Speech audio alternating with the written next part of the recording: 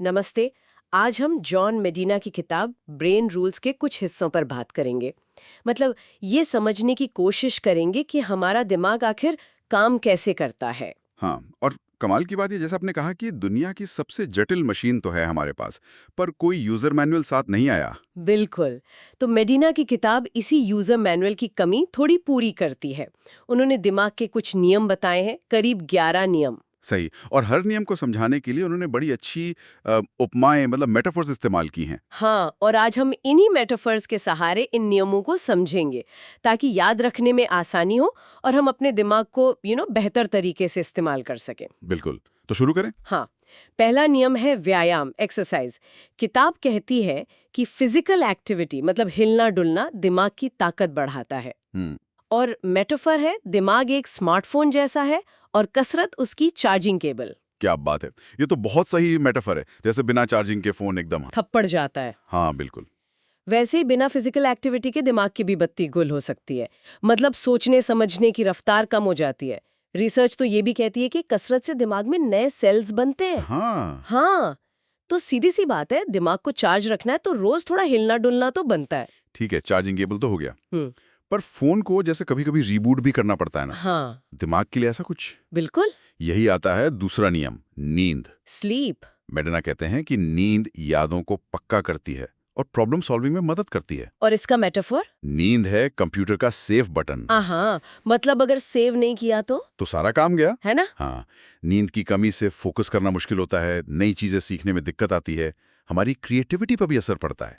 हम्म। असल में इस सोने के दौरान ही दिमाग दिन भर की इन्फॉर्मेशन को सॉर्ट करता है, प्रोसेस करता है और स्टोर करता है।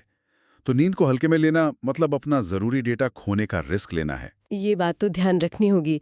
अच्छा, एक और चीज है जो दिमाग पर बहुत असर डालती है, तनाव, स्ट्रेस। तीसरा नियम इसी से जुड़ा है। हाँ, स्ट्रेस। किताब कहती है कि लंबे समय तक बना रहने वाला तनाव मतलब क्रॉनिक स्ट्रेस सीखने और याद रखने की क्षमता को नुकसान पहुंचाता है। बिल्कुल। इसके लिए उपमा है, दिमाग एक बगीचे जैसा है। थोड़ी बहुत बारिश पौधों के लिए अच्छी है, पर लगातार तूफान उन्हें डुबो सकता है। ये भी जबरदस्त मेटाफर है।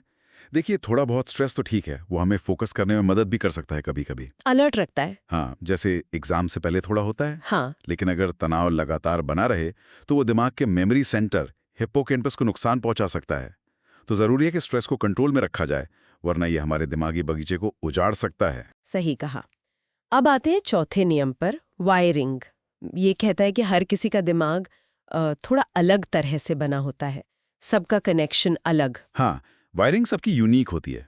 मेटाफर है, दिमाग शहर के रोड मैप जैसा है, हर किसी का नक्शा थोड़ा अलग, अनोखा। और मजे की बात यह है कि ये नक्शा फिक्स नहीं है, ये बदलता रहता है। अच्छा, कैसे? हम जो सीखते हैं, जो अनुभव करते हैं, उससे दिमाग के कनेक्शन बदलते हैं, मजबूत होते हैं, नए बनते हैं।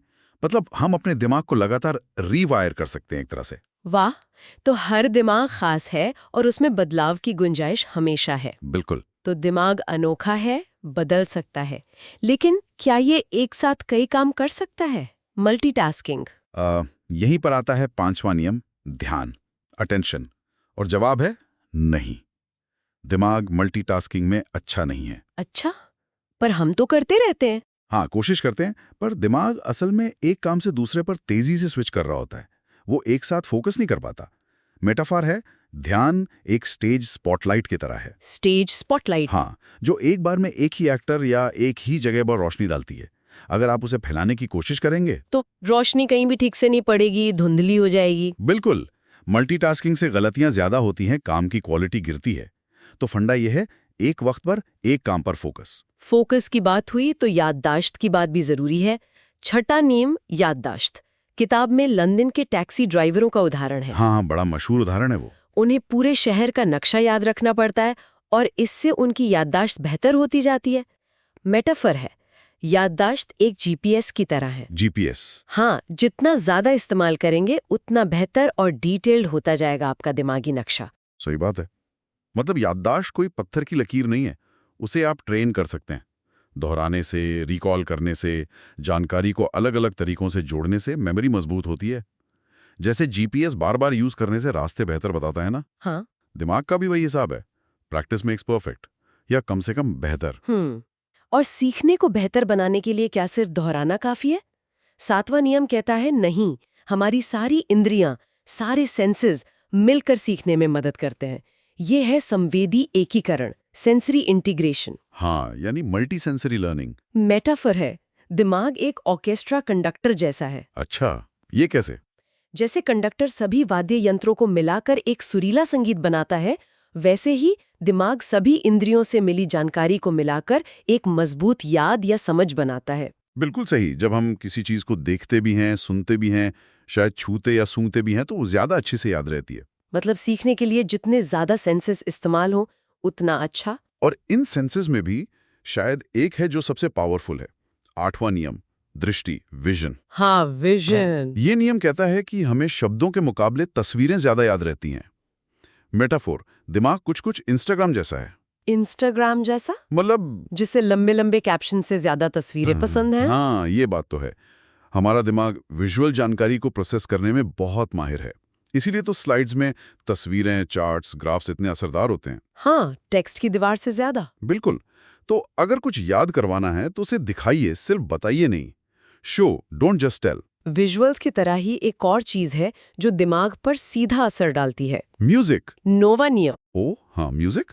संगीत मूड बदल सकता है, सीखने में मदद कर सकता है, याददाश्त भी बेहतर कर सकता है।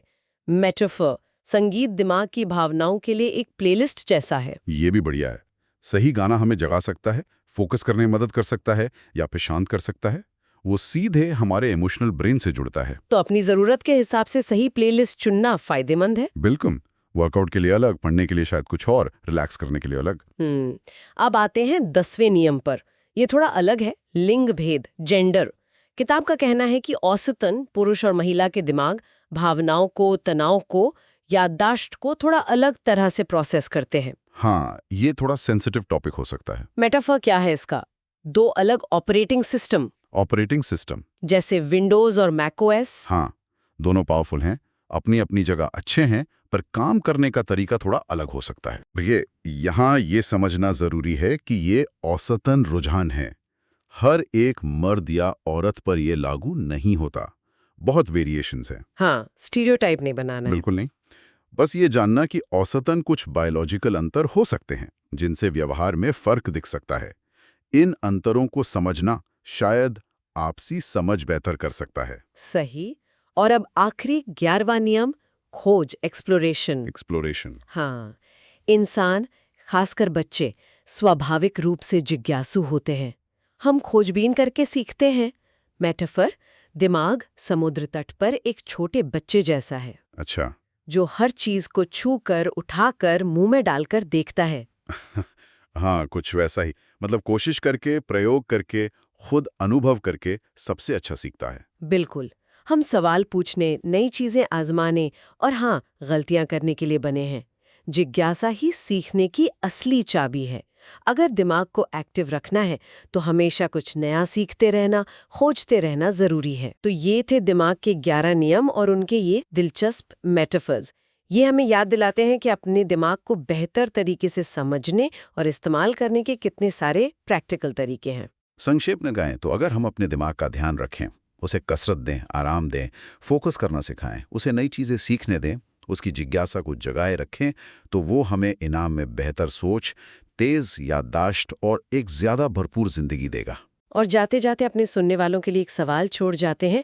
आज जिन 11 नियमों की हमने बात की, उनमें से कौन सा नियम आपको लगता है कि आपकी रोजमर्रा की जिंदगी में सबसे कम लागू होता है, और उसमें कौन सा एक छोटा सा बदलाव शायद सबसे बड़ा फर्क ला सकता है? सोचिएगा जरूर।